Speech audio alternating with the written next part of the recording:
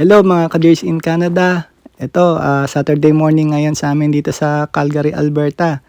At medyo kakaiba tong araw na to para sa akin. Malalaman nyo yan maya-maya mga guys. Tara, samahan nyo ako at ikukwento ko sa inyo kung bakit. Good morning. Hi, hello. So this is my friend, Zo. He's the owner of, what's that painting company, so. Doing my coffee. Yeah. Yan nga mga guys, dinilang pa tayo niya ng kape. Ganyan siya kabait. Yan si Zo. Ang ating long time friend dito sa Canada, sa Calgary. At ayun nga si Peter sa likod. Alis na kami at pupunta na kami ng site.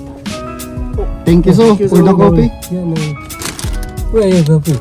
Oh, it's here on the side. Oh, yeah. So ayun nga mga guys, kakaiba tong araw na ito para sa akin kasi ngayong araw na ito magiging pintor tayo. Oo, tama kayo guys, painter. Kasi si Zo, may-ari siya ng isang painting company.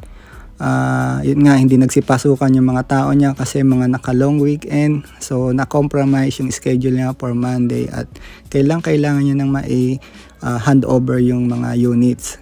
So wala siyang matawagan or makatulong kaya nakiusap siya sa akin kung pwede ko siyang tulungan. At hindi na rin naman kasi iba sa akin si Zo dahil contractor ko siya dun sa previous company ko. Halos lahat ng painting jobs ko siya ang gumagawa kaya naman hindi ko rin siya matanggihan. At samahan nyo kami at tama-tama makita nyo kung ano nga ba ang nasa loob ng isang construction site dito sa Calgary, Canada. Alam nyo ba guys, $35 to $45 per hour ang sahod ng isang highly skilled painter dito sa Calgary, Alberta. At $20 to $25 naman per hour para sa mga baguhan. Kagaya ni Peter, yan, isa siyang IT technician dito sa Calgary, Alberta. Sa free time niya, puma-part-time siya kay Zo. Sayang din naman kasi yung kikitain, di ba? So, ito naman yung aking hard hat mga guys. Gamit ko pa yan dun sa previous company ko. Nakikita nyo maraming mga stickers ng mga contractors. Actually, sila yung mga main contractors na may hawak ng projects na napagtrabahuhan namin. So, bali, binibigay yung stickers na yan kapag naka-attend ka ng safety orientations nila. Hindi ka kasi nila i-allowed makapasok ng site kapag hindi ka nag-undergo ng orientation. Dito kasi sa Canada, napakahalaga ng safety ng bawat empleyado at bawat contractors or subcontractors nila.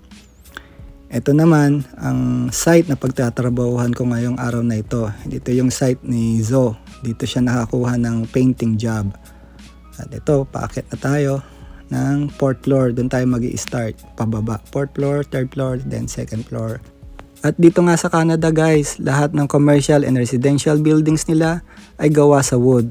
Bukod kasi sa availability nito, matibay na, economical, madali pang i-assemble at higit sa lahat, ay mura kasi abundant dito yan sa Canada. So yan nga, nakikita nyo naman halos wala tayong makitang concrete dito, lahat yan gawa sa kahoy guys.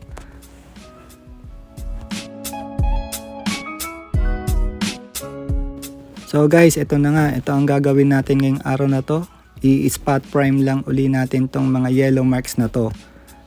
Medyo may karamihan siya at bawat kwarto halos ganyan karami yung i-spot prime natin. Kaya tara, umpisahan na natin mga guys. Minsan masarap din ranasin yung ganitong klaseng trabaho. Dito kasi sa Canada, iba yung marami kang alam, iba yung lumalabas ka sa comfort zone mo at natututo ng mga panibagong skill na alam mo namang later on or in the future makakatulong ng malaki sa'yo. Gaya nitong pagpe-paint or maging pintor. Konting practice lang to, magugulat tayo, skilled ka na at pwede ka na rin kumita ng $35 to $45 per hour, di ba? Kaya ito, tara, aralin natin siyang mabuti.